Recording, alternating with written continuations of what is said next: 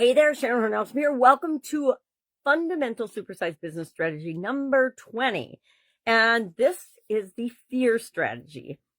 I will admit this is one of the easiest to use, and you'll find it very oftenly used to market events, to market online products and services, webinars, seminars, coaching programs. Pretty much anything, you name it, you will see this particular strategy used. Well, what the heck's a fear strategy?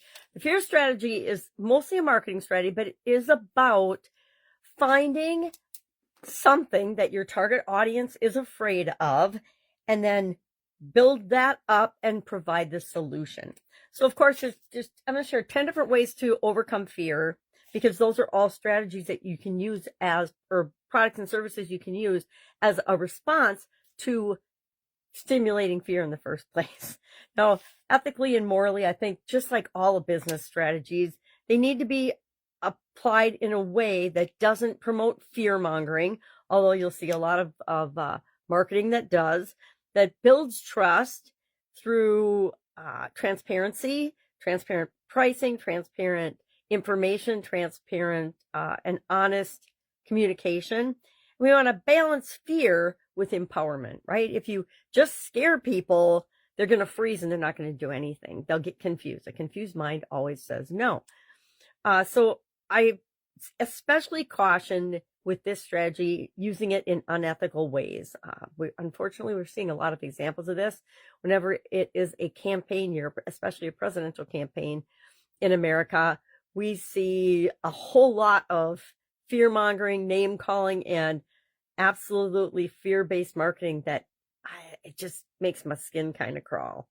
So I want to share 10 ways to reduce fears, because you're going to use those different industries. This particular strategy is suited to. I think insurance, health products, medical care, any illnesses, online. Again, online, it's used almost exclusively. Not almost exclusively. It's used dramatically more often than in offline marketing and sales. And then I'll share the 4 steps let's do that first. Let's talk about the 4 steps to applying this fear marketing strategy to your business, your products or services. Number 1, you're going to highlight the consequences of someone not taking action. Marketing and our strategies are all about getting people to take action. So we're going to highlight things like addiction, insurance. What if an accident happens and you don't have adequate coverage? Things like that. Second thing we're going to do is create a sense of urgency. Again, here's one where the online community and the online world use it extensively. The whole fear of missing out thing, FOMO, which is, I got to tell you, I don't think I ever heard the term FOMO before the internet came into play. But the fear of missing out, they use it, or I use it too sometimes, I admit it, to market events. Hey, this is available for a limited time only. A lot of products and online digital products and services are launched and then paused and then launched and then paused. It's the whole, again, another strategy for growing and supersizing your business. But that's all based on fear, the fear of not getting in on, the maiden launch, the first time a product or service is offered. Third step is to emphasize the risks and the threats. I learned this one from Russell Brunson and the gang at ClickFunnels as part of how you create the perfect webinar. A webinar or a way of communicating or speech or whatever you use that framework for. And you want to, talk to people's 3 main areas of limited beliefs, which are fear, right? Our limited beliefs are fear. And so we also share how to overcome them. But the 3 main areas where we see this really, really being used is cybersecurity. And believe me, if you've had your black screen of death appear, you know exactly what I'm talking about and how scary that can be if you depend on your technology for generating sales, et cetera, for your business. Safety equipment, safety, think of COVID, how much marketing was then targeted based on our fear of, oh my God, if I get within 6 feet of someone, I'm going to get COVID. I better get a vaccine or I'm going to get COVID. Guess all of it isn't necessarily true. We have to go through all of it with a grain of salt. So health, cybersecurity, and safety equipment are where you'll see a lot of the emphasis on the risks and the threats and things like that. We also see it in political campaigns if you're paying at all any attention. And then finally, we want to leverage social proof and share people's stories about the ones that got in to the program or the course or the training or the event, and the ones, maybe not the ones that didn't, but hey, if you don't, you might miss out on these things that Jack, Joni, and Sam all experienced. So what are some ways that we can overcome fear? We stimulate this fear and we exacerbate it for people. Well, we sure better give them a solution to eliminate it, or they're not going to take action and buy our products and services. First thing that we can do is face our fears through gradual exposure. The more people are exposed to this type of marketing, the less effective it'll be.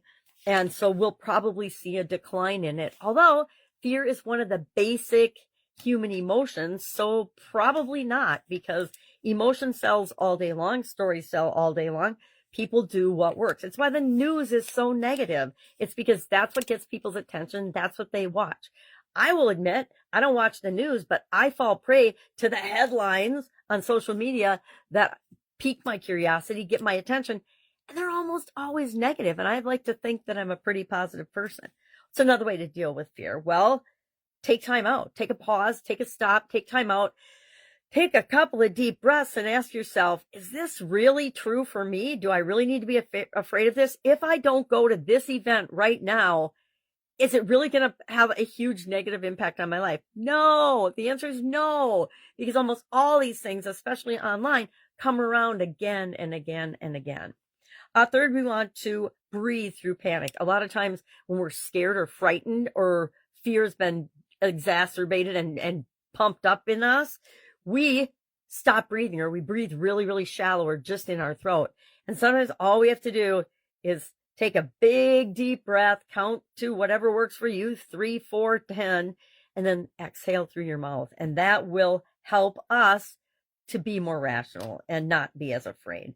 Remember, anxiety is not harmful. It's a natural base human response. And so we want to make sure that we're not getting over anxious because we are, momentarily afraid of something. We want to challenge unhelpful thoughts. Guess what? Whenever we're afraid of anything, somebody will say, well, if you don't do this, you'll miss out on that. And then all of a sudden our brain starts feeding us more evidence to make that true for us. So it'll tell us every opportunity we missed out on, or everything we think we missed out on. That's why this is such a powerful strategy, because it gets us actually applying more evidence to it all on our own, just because something is mentioned. We don't want to try to be perfect. And I've never had this problem. Perfection isn't one of my areas of concern, but for a lot of people it is. And they're afraid that if they miss this or don't do that or whatever, that it'll never happen again, or that they won't be perfect. And guess what? None of us are perfect. Talk through if there's a problem or challenge. It's why so many products and services come along with communities, because people can talk to other like-minded people and reduce their fears based on what other people have experienced and how they have solved certain problems for themselves. We got to live our lives. I mean, we cannot live our lives based on fear of the news, fear of the media, fear of misinformation, fear of anything. We need to keep moving forward and live our lives, because a lot of the things that we think we're going to be affected by, we absolutely positively aren't really affected by them. Take care of yourself. I think we talk about that a lot. That goes without saying. If you don't take care of yourself, you can't take care of anybody else. Especially when we're afraid, we tend to shut down some of our good habits. And then finally, another strategy for dealing with fear is to reward yourself. Maybe you reward yourself by buying the product or service. That's exactly what marketing companies want you to do.